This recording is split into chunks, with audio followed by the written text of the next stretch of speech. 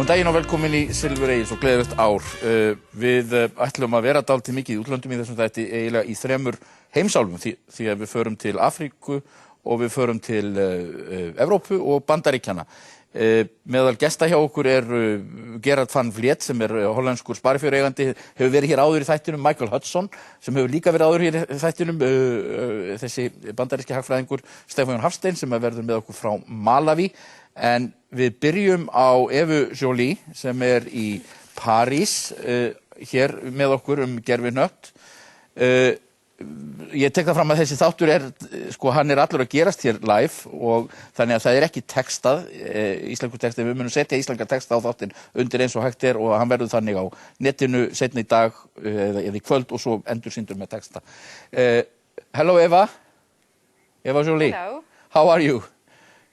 I'm fine, thank you. Yes, thank you. So you are in the studio in Paris. I know you just came back from Kenya to Paris. Yes. I arrived this morning. You have been writing articles and speaking on behalf of Iceland in the foreign press for the last few days. I know you have been speaking to the Norwegian press and the Dutch press. How come you feel the need to speak up for Iceland? You know, it is also because I'm a politician and that I am working in the European Parliament. I'm a member of the Finance Committee, and this is really a European problem, and we need to find a better solution that we have today. So I really feel concerned. And I think that what's happening in Iceland is what could happen in a lot of countries, and it is much more visible because Iceland is a little country.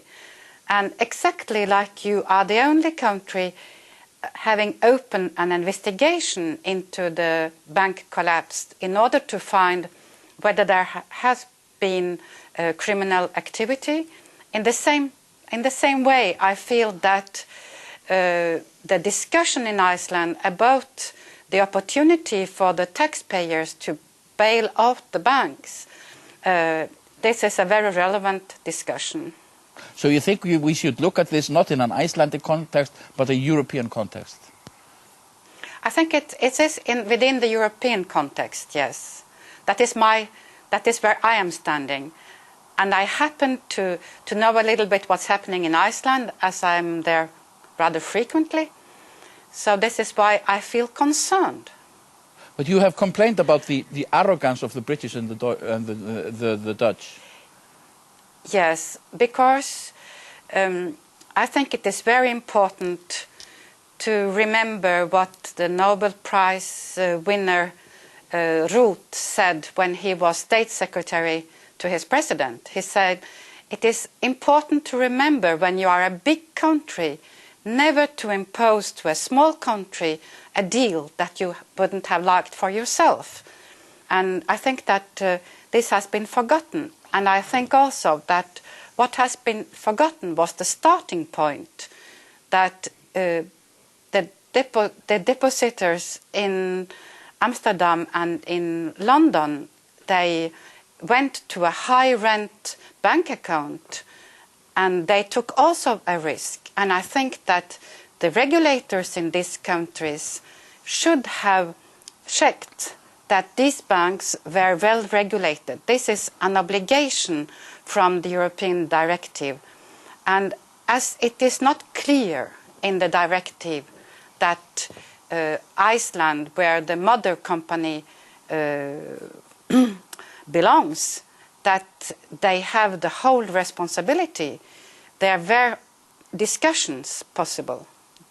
So you think actually the directive of the EU about the deposit guarantee scheme is faulty and it's not being applied the way it should? Well, the directive, and I think we are waiting for Alain Lipietz to join me here in the studio, and he's an expert on this directive, and he will make, I'm sure, a brilliant analysis.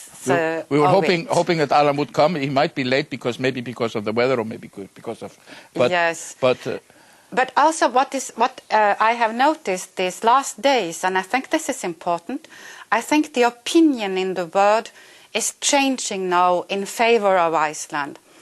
There was an editor in the Financial Times 2 days ago saying that Iceland should not bear the whole burden, and this was also said by The Guardian yesterday. Mm-hmm. So I think that in the main newspapers all over the world, also in the Wall Street Journal, this has been recalled. And there was also the declaration of Mr. Miliband, the State Secretary for Foreign Affairs in the UK, who said that the appliance from Iceland for EU would not be affected as long as he was concerned by the Icesave issue. So you and you as a member of the European Parliament, do you agree with that the application will not be affected? I think it should not be, but we must be very careful because we don't have a crystal ball that we can look into.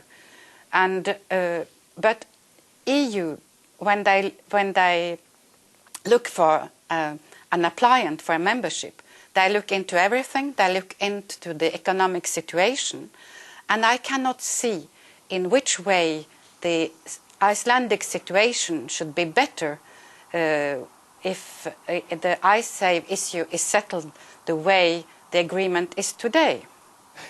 But tell me, the one thing is, and maybe one argument that is in favor of Iceland is that very little is being... Excuse me, I need a little more sound. Mm-hmm. I don't hear anymore. Hello? Hello, yes, now I hear you again. Yes. One of the arguments that could be in favor of Iceland is that very little is being done around the world and in Europe to make new rules and new regulations about the financial markets. Absolutely.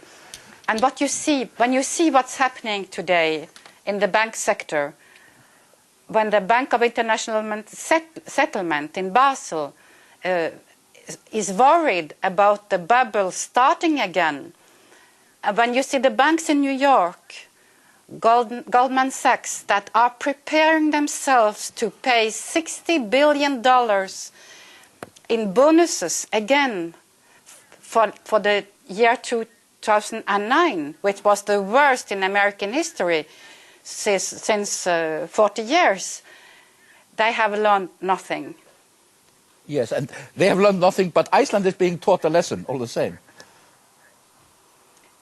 Yes, I mean, you are also an actor and a victim of the deregulation. But one thing you have suggested is that we should really just start anew. There has been very much pressure on the Icelandic government, but now that we should just start anew. And we have to realize that the Icelandic government was in a terrible, difficult situation because of the system breaking down and all the pressure from outside. But I think that the situation is maybe changing a little bit now, and because of the resistance of the Icelandic people.